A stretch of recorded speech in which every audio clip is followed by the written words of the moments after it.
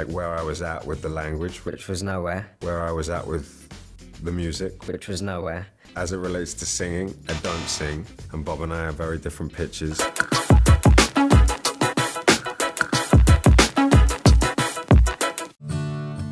Won't you help to sing these songs of freedom? 'Cause all I ever have, redemption songs. When you write that? All my life.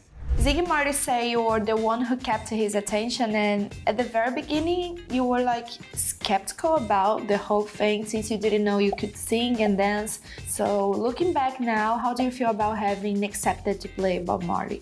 I just wanted to make sure that they understood that I didn't sing or anything, you know. There was never a moment where I was like, I don't want to do this. I just wanted to make sure everyone understood like where I was at with the language, which was nowhere. Where I was at with the music, which was nowhere.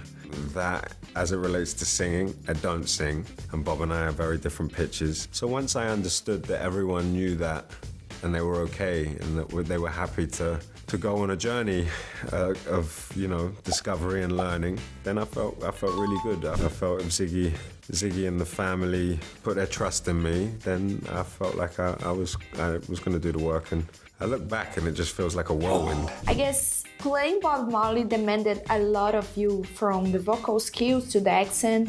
Among all your preparation process, what was the most difficult aspect of him to achieve, and what came very naturally to you since the beginning? But I'd say the language and the singing. Singing in front of lots of people or playing music in your bedroom is one thing, but then playing music in front of musicians and an audience is another thing. So, but it's just one step at a time, and it's okay to make mistakes. Stop trying to be perfect, because it's never going to happen. That's just a valuable lesson generally, you know, outside of film, but definitely the language. Don't let them fool you. It's a hit. Oh, no. Reggae is the people music. You know you're a superstar. I am a superstar. You have played iconic figures such as Malcolm X, Barack Obama, and now Bob Marley. Is there anyone else who you love to play in a biopic? I think someone should make a film about Gil Scott-Heron, or do a play about him or something. I think he's one of the great songwriters, and Bob had a huge amount of respect for Gil. So what a man said, well, the revolution will be telepathic. Yeah, he refers to Gil a few times in his interviews. Thinking about all the work you've done so far, what would you like the audience to value and pay attention to in the film? Understand Bob more on a personal level. How much he put into his music, how dedicated he was, and how he struggled, you know, like all of us. Poster and the icon, the legend. But he was a father, and he was a human being, you know. See, reggae music come to unify the people. Not everyone likes what you're saying. When it comes to portraying a person, I imagine it is difficult to decide which angle is the most interesting. So what was the process like to choose a certain moment of his life to become a film? Yeah, I think it was, you know, for me, the window that we chose felt like the richest period of musical creation. And there was a reason for that. There was an assassination attempt on his life. It was a period of political turmoil in Jamaica, and Bob was at the center of it. What was born out of that was Exodus, one of the greatest albums of the 20th century, if not the greatest album. He left us with this gift, and it was like making the movie was like unboxing that gift a little bit, was opening it up and trying to understand it. Was there ever a possibility of any member of Bob Marley's family playing him in the film? Lots of tapes of family members. Some have gotten too old for the window that we were choosing. Ziggy himself is too old. I love Ziggy, he'd be great. Too old. Bob left us the physical being at 36. So we needed someone younger who fit the window, and that's really hard to come by. So either too young or too old. Being just right is what we needed. Yeah, I was open to the best actor for the role. I wasn't interested in a musician.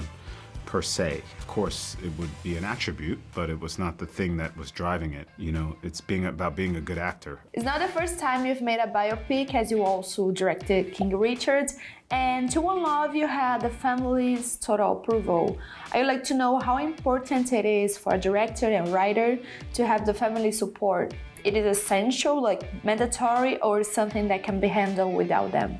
I think this movie in particular was necessary. We were making a movie about Bob Marley. I read somewhere there were over 500 books written about Bob. Everyone has a Bob Marley story. Everybody that met him had a story. So to have the family story, have their, and also have the rights to the music, which was paramount. To have Bob's voice in the film was important to me. That was like a no-brainer. I needed the family's involvement because it gave me insight.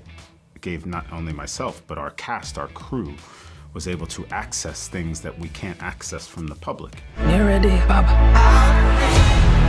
No guns can stop this message. Before being cast in the film, what did you know about the relationship between Bob and Rita Marley, and what was this journey like to delve deeper into what they were and live it through? I didn't know enough about their relationship at all, which says a lot about me because I just mind my own business, but I didn't know how intricate their relationship was. I didn't know how long they were together or what the relationship setup was. I didn't know how much the relationship changed over time. And that was a real education for me. And I'm glad because, you know, at the very beginning, I had a tendency to think, you know, I'm from Jamaican heritage. If in doubt, I can tap into my mother's energy, my grandmother's energy. There's so many strong Jamaican women around me that I know where to go with it if I felt like I was failing at this portrayal. But then I got to meet Mrs. Marley and really, you know, spend time with her essence and, you know, feel her energy and feel her spirit, and then also make that decision to bring that into the movie, not to just harness that for myself as the actor playing her, but as someone who is making it a point to represent her well. And I told her that, I said, this is my responsibility, I'm on this for you. You know, anything that you need, I'm here. And I really wanted her to hear that, and I'm glad that the family heard that and was able to really trust us in these roles. You have several strong women in your filmography. Is safe to say Rita Marley is one of them? 100%. And not just strong, because, you know, I think that after watching this, I can only hope there's not going to be this fall into she was a strong woman. I was a multi-layered woman and is even more so a multi-layered woman now in the world with the story that she has of her life, both as herself and with Bob. She has a strength that is undeniable but rooted in a real sense of self. And a lot of that is down to the journey that she took with Bob, the musical journey, the vibrational journey that she was able to stay on and is definitely still on right now. Once you say that you only felt British outside your house due to your Jamaican heritage, and I imagine it is very significant for you to be in a biopic of one of the most important people in Jamaica, right? Yeah, absolutely. It's an honor. It's an honor to be able to talk about my culture, let alone be a part of an incredible film that I know everyone will be able to take something from. There'll be a lot of messages in this film that people will be able to live by, live through, work through. I just love talking about Jamaica. I love talking about where I come from, where my roots are, and that people get to learn that on a global level. And that, of course, Mr. and Mrs. Marley get to get their light and their flowers. Bob, I know it's dangerous, but you're the only one who can unite the people. Agents are often portrayed as abusive and mean people, but Chris Blackwell doesn't seem like that. How do you see him? Yeah, I mean, there was a version of this where Chris was portrayed in his kind of more simplistic, kind of glittery, incredibly successful, fast-paced life of a music exec. I'm sure there are elements of that which are true. Like he was very successful, and clearly there was a business mind to that. You know, he knew how to run a company, he knew how to launch careers, and you can sense in his book, like, ruthless is the wrong word, but there's a kind of hard business mind there. But I think what's more prevalent in Chris is a compassion and also an artistry. I think he genuinely lives and breathes reggae music and music in general. Thinking about all the work you've done so far, what would you like the audience to value and pay attention to in the film? You know, a lot of people have asked why we're doing it now, and that was really a question for Ziggy Marley and the family. But I think the answer I would guess is like the world is in need of Bob's message more than ever. And that time is now.